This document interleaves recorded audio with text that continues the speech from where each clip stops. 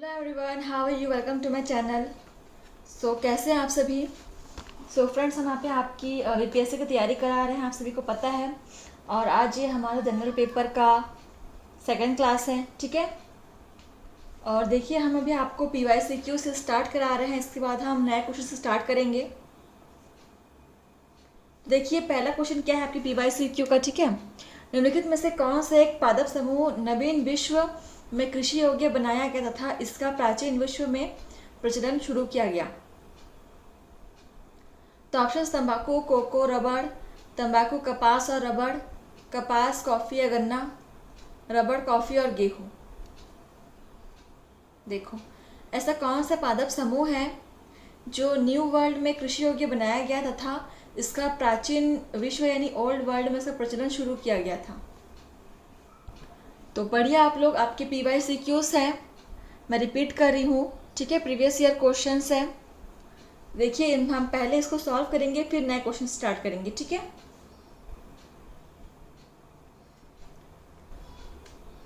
तो देखो, right answer क्या हो जाएगा इसका? ऑप्शन ए हो जाएगा, ठीक है। तंबाकू, कोको और रबड़ हो जाएगा। चलिए क्वेश्चन नंबर 22 देखिए यहाँ पे। निम्नलिखित कथनों पर विचार कीजिए। ऑप्शन है, एशियाई शेर प्राकृतिक रूप से सिर्फ भारत में पाया जाता है। 2, कुबड़ वाला ऊँट प्राकृतिक रूप से सिर्फ भारत में पाया जाता है। 1, सींग वाला गेंडा प्राकृतिक रूप से सिर्फ भारत में पाया जाता है। तो इनमें से कौन सा कथन सही है आपको बताना है। चलिए देखिए, केवल 1, केवल 2, केवल 1 और 3 या तीनों सही है? ऑप्शंस देख लीजिए।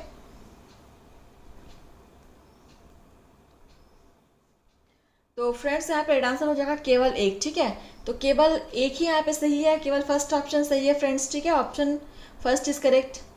क्वेश्चन नंबर 23 देखिए, यहाँ पे आपको युग्मक पर विचार करना है। देखिए यहाँ पे प्रसिद्ध स्थान और वहाँ से संबंधित नदी के बारे में दिया हुआ है, तो कौन सा जो यहाँ पे सही जोड़ी मिलाया गया है वो बताना है, ठीक है। तो ऑप्शन है पंढरपुर, चंद्रभागा, तिरुचिरापल्ली, कावेरी, हम्पी, मालप्रभा। तो किसका यहाँ पे बिल्कुल सही जोड़ी दिया हुआ है? ऑप्शंस देखिए, 1 और 2, 2 और 3, 1 और 3 या तीनों सही है। देखिए, ऑप्शंस बता दिए हैं मैंने, आप लोग देखिए कौन सा आंसर यहाँ पे सही है, कौन सा जोड़ी सही मिलान किया गया है। तो 1 और 2 जो है बिल्कुल यहाँ पे सही मिला हुआ है, ठीक है।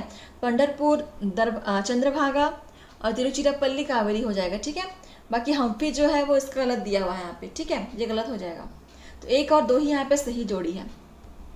क्वेश्चन नंबर 24 देखिए, किसी दिए गए वर्ष में भारत में कुछ राज्यों में आधिकारिक गरीबी रेखाएं अन्य राज्यों की तुलना में उच्चतर हैं, क्योंकि गरीबी की दर अलग अलग राज्यों में अलग अलग होती है, कीमत स्तर अलग अलग राज्यों में अलग अलग होती है, या सकल राज्य उत्पाद अलग अलग राज्यों में अलग अलग होता है, या सार्वजनिक वितरण की गुणवत्ता अलग अलग राज्यों में अलग अलग होती है। देखिए, अब आंसर कीजिए, मैंने मिनिमाइज किया है।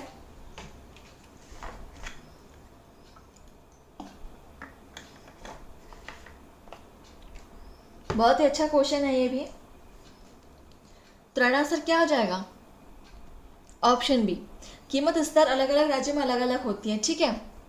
क्वेश्चन नंबर 25 देखिए यहाँ पे, निम्नलिखित में से किसके संदर्भ में कुछ वैज्ञानिक पक्षाब मेघ विरलन तकनीक तथा समताप मंडल में सल्फेट वायु विलय अंतःक्षेपण के उपयोग का सुझाव देते हैं? ऑप्शन से, कुछ क्षेत्रों में कृत्रिम वर्षा करवाने के लिए, उष्णकटिबंधीय चक्रवातों की बारंबारता और तीव्रता को कम करने के लिए, पृथ्वी पर सौर पवनों के प्रतिकूल प्रभाव को कम करने के लिए, या भूमंडलीय तापन को कम करने के लिए। चलिए आंसर कीजिए। 25 आप लोग पढ़ लीजिए आंसर क्वेश्चन को अच्छे से, देन आंसर कीजिए।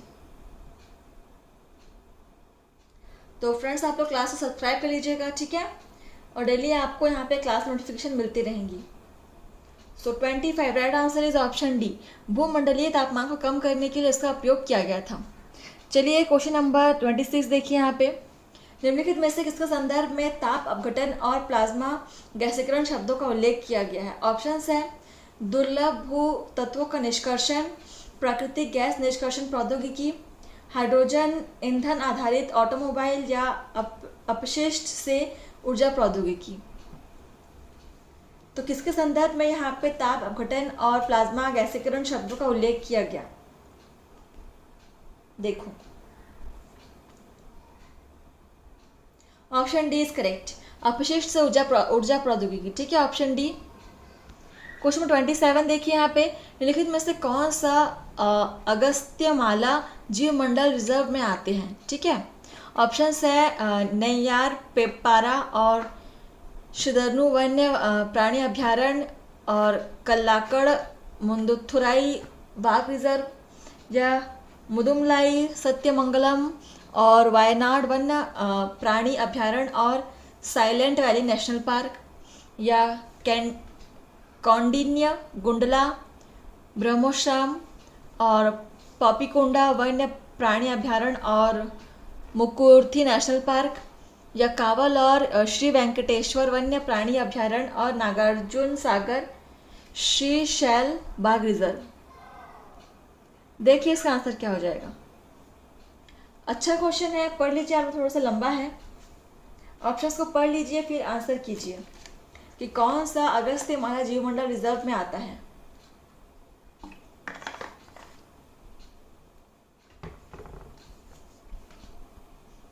देखिए राइट आंसर क्या हो जाएगा।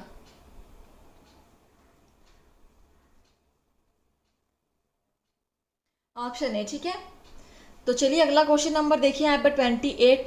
निम्नलिखित कथनों पर विचार कीजिए। ऑप्शन है समुद्री कच्छपों की कुछ जातियां शाक भक्षी होती हैं, मछली की कुछ जातियां शाक भक्षी होती हैं, समुद्री स्तनपाइयों की कुछ जातियां शाक भक्षी होती हैं, या सांपों की कुछ जातियां सजीव प्रजक होती हैं। तो देखिए यहाँ पे कौन सा कथन यहाँ पे सही है बताना है आपको। तो आप लोग ऑप्शन देख लीजिए कितने कथन आपको सही लग रहे हैं।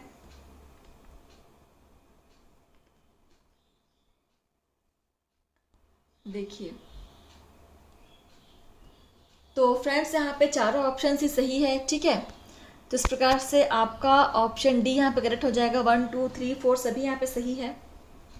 अगला क्वेश्चन नंबर 29 देखिए, निम्नलिखित युग्मों पर विचार करना है। ऑप्शन है वन्य प्राणी दिया हुआ है और वे किस प्राकृतिक रूप से कहाँ पाए जाते हैं वो बताना है आपको। ठीक है, तो ऑप्शन है नीले मिल पक्ष वाली महाशीर कावेरी नदी, इरावदी डॉल्फिन चंबल नदी, मोरचाप चित्तीदार बिल्ली पूर्वी घाट। सुमेलित कीजिए कौन सा यहाँ पे सही जोड़ी दिया हुआ है।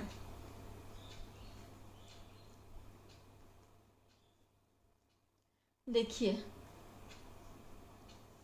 तो फ्रेंड्स यहाँ पे केवल 1 और 3 जो है वो सही है। ठीक है, 1 और 3 देखते हैं कहाँ पे दिया हुआ है।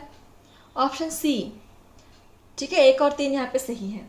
चलिए अगला क्वेश्चन नंबर देखते हैं यहाँ पे 30। पर्यावरण से निर्मुक्त हो जाने वाली सूक्ष्म कणिकाओं यानी माइक्रोबीड्स के विषय में अत्यधिक चिंता क्यों है। ऑप्शन है समुद्री परितंत्रों के लिए हानिकारक मानी जाती है, ये बच्चों में त्वचा कैंसर होने का कारण मानी जाती है, जितनी छोटी होती है कि सिंचित क्षेत्रों में फसल पादपों अवशोषित हो जाती है, या इनका अक्सर इस्तेमाल खाद्य पदार्थों में मिलावट के लिए किया जाता है। चलिए देखिए, पर्यावरण में जो माइक्रोबीड्स है उनके निर्मुक्त होने से सब चिंताजनक कारण क्या होगा। देखिए, तो ये ऑप्शन फर्स्ट सबसे करेक्ट आंसर होगा। ठीक है, समुद्री परितंत्रों के लिए हानिकारक मानी जाती है। ठीक है, चलिए अगला क्वेश्चन नंबर देखिए 31। यहाँ पे क्या कह रहा है। हाल ही में हमारे देश में हिमालय बिच्छू बूटी यानी जिरार्डिनिया डाइवर्सिफोलिया के महत्व के बारे में बढ़ती हुई जागरूकता थी, क्योंकि यह पाया गया है कि ऑप्शन है यह प्रति मलेरिया औषध का संधारणीय स्रोत है, यह जैव डीजल का संधारणीय स्रोत है, यह कागज़ के उद्योग में लुगदी का संधारणीय स्रोत है, या यह वस्त्र तंतु का संधारणीय स्रोत है। जिरार्डिनिया डाइवर्सिफोलिया, इसका से महत्व के बारे में क्या बताया गया है।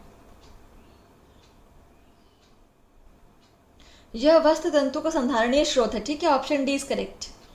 क्वेश्चन नंबर 32 देख लीजिए, निम्नलिखित में से किस किसका किसका मापन आकलन करने के लिए उपग्रह चित्रों दूर सुदूर संवेदी आंकड़ों का इस्तेमाल किया जाता है। सो ऑप्शन देखिए, किसी विशेष स्थान की वनस्पति में पर्णहरितकांश, किसी विशेष स्थान के धान के खेतों में ग्रीन हाउस गैस का उत्सर्जन, किसी विशेष स्थान का भूपृष्ठ तापमान। तो किसका आकलन करने के लिए किया जाता है? उपग्रह चित्रों और सुदूर संवेदी आंकड़ों का इस्तेमाल। यहाँ पे आगे दिया भी हुआ है कितने कथन आपके सही हैं।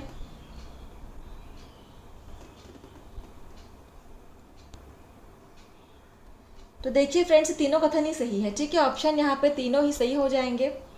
तो ऑफ कोर्स देखिए ऑप्शन डी इज करेक्ट। 33 देखिए, निम्नलिखित राज्यों पर विचार कीजिए। तो अब पढ़िए, उपयुक्त राज्यों के संदर्भ में राज्य के कुल क्षेत्रफल की तुलना में वन आच्छादन की प्रतिशतता के आधार पर निम्नलिखित में से कौन सा सही आरोही अनुक्रम है? आरोही बताना है आपको, ठीक है। किसके उसमें? वन आच्छादन की प्रतिशतता के आधार पर, ठीक है। तो देखिए, छत्तीसगढ़, मध्य प्रदेश, महाराष्ट्र, उड़ीसा। सबसे अधिक वन आच्छादन क्षेत्र कहाँ प्रेजेंट होते हैं, वहाँ से लेकर के आपको देखना है आरोही क्रम में, यानी बढ़ते क्रम में। छोटे से स्टार्ट कीजिए। देखिए सबसे कहाँ पर सबसे कम वन आच्छादन प्रेजेंट होता है?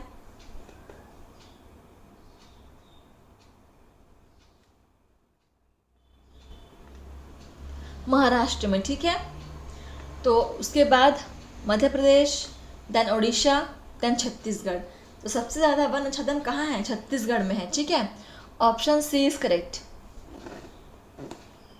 क्वेश्चन नंबर 34 देखिए यहाँ पे, मीथेन हाइड्रेट के निक्षेपों के बारे में निम्नलिखित में से कौन सा कथन सही है? सो ऑप्शन है, भूमंडलीय तापन के कारण इन निक्षेपों से मीथेन गैस का निर्मुक्त होना प्रेरित हो सकता है। मीथेन हाइड्रेट के विशाल निक्षेप उत्तर ध्रुवीय टुंड्रा में तथा समुद्र अधस्तर के नीचे पाए जाते हैं। जब वायुमंडल के अंदर मीथेन 1 या 2 दशक के बाद कार्बन डाइऑक्साइड के में ऑक्सीकृत हो जाता है। तो यहाँ पे कितने कथन सही है वो बताना है आपको। चलिए देखिए आंसर।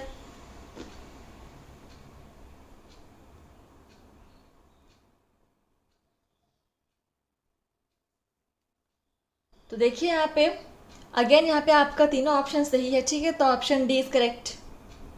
क्वेश्चन नंबर 35 देखिए, निम्नलिखित पर विचार करना है आपको। देखिए कार्बन मोनोऑक्साइड, मीथेन, ओजोन और सल्फर डाइऑक्साइड। तब क्वेश्चन क्या दिया हुआ है देखिए, फसल या जैव मात्रा के अवशेषों के दहन के कारण वायुमंडल में उपयुक्त में से कौन से निर्मुक्त होते हैं, ठीक है। तो फसल या जैव मात्रा के अवशेषों के दहन के कारण सबसे अधिक मात्रा में वायुमंडल में कौन सा गैस निर्मुक्त या विमुक्त होता है? तो ऑप्शंस देखिए यहाँ पे, आप लोग पहले देख लीजिए फिर हम कोड देखेंगे। चलिए देखिए,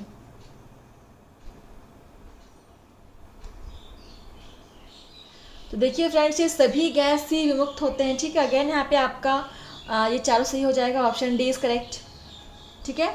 अगला क्वेश्चन नंबर 36 देखिए, फिर से आपको ये सही जोड़ी वाला मिलान करने का दिया हुआ है। देखिए सागर और सागर से लगा हुआ देश, एड्रिएटिक सागर अल्बानिया, काला सागर क्रोएशिया, कैस्पियन सागर कजाकिस्तान, भूमध्य सागर मोरक्को, लाल सागर सीरिया। चलिए देखिए कौन सा सागर से लगा हुआ कौन सा देश है?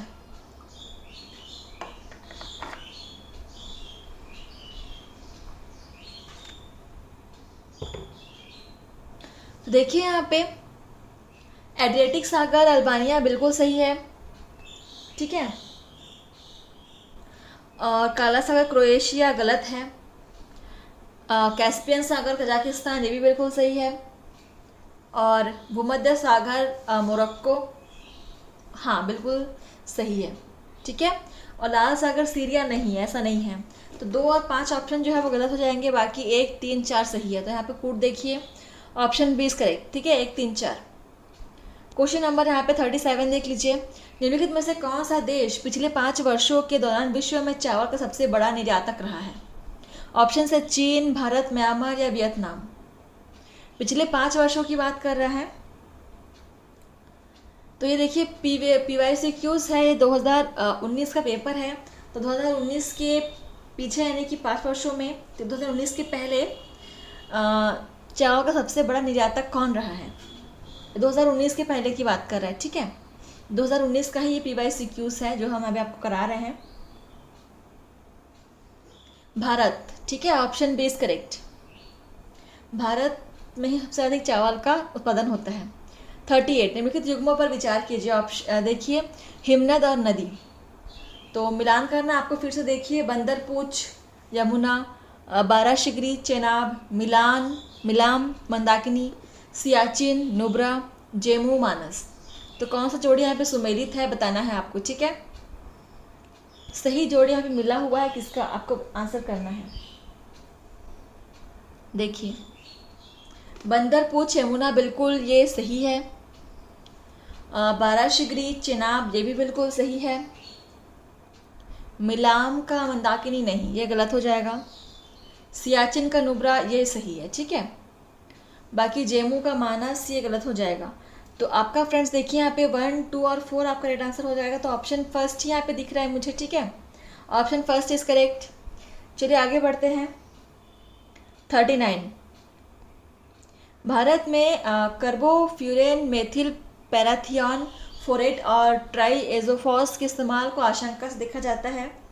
तो ये रसायन किस रूप में इस्तेमाल किए जाते हैं? सो ऑप्शंस देखिए यहाँ पे, कृषि में पीड़कनाशी, संसाधित खादों में परिरक्षक, फल पक्कन कारक, या प्रसाधन संबंध सामग्री में नमी बनाए रखने वाले कारक। चलिए देखिए,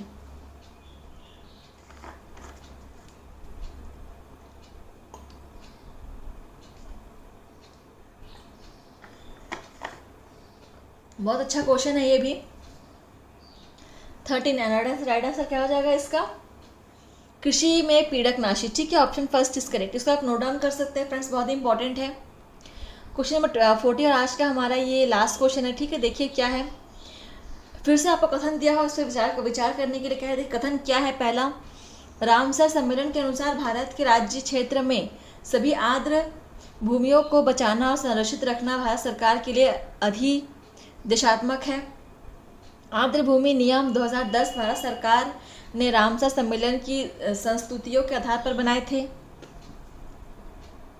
या आर्द्र भूमि नियम 2010 आर्द्र भूमियों के अपवाह क्षेत्र या जल ग्रहण क्षेत्रों को भी सम्मिलित करते हैं, जैसा कि प्राधिकार द्वारा निर्धारित किया गया है। तो कितने कथन यहाँ पे सही है आपको बताना है। कथन को देख लीजिए, फिर आप कोड को देखेंगे। 3 ऑप्शन दिए हैं, आप कौन कौन से कथन यहाँ पे सही है।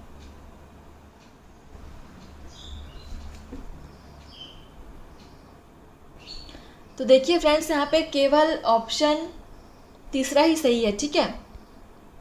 यही आपका सही है। तो देखिए कौन से यहाँ पे कोड में दिया हुआ है। हाँ, ऑप्शन सी, केवल तीसरा ही आपका सही है। Option C is correct. तो इस प्रकार से सेशन आपका यहीं पे समाप्त होता है फ्रेंड्स, ठीक है। आपने यहाँ पे कितने आंसर किए मुझे कमेंट करके बताइएगा। जो कि ये PYCQ से, तो आपको इंटरेस्ट आना चाहिए, बहुत ही अच्छा लगना चाहिए, आप लोगों को समझ में आ जाना चाहिए। अगर आप लोगों ने एग्ज़ाम दिया होगा या फिर जो भी पढ़ाई कर रहे हैं डेली, ठीक है।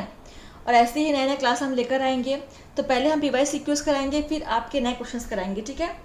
तो धन्यवाद फ्रेंड्स, आप क्लास को शेयर कीजिए, सब्सक्राइब कीजिए, ठीक है। थैंक यू फ्रेंड्स, आज के लिए बस इतना ही। धन्यवाद, बने रहिए हमारे साथ ऐसे ही।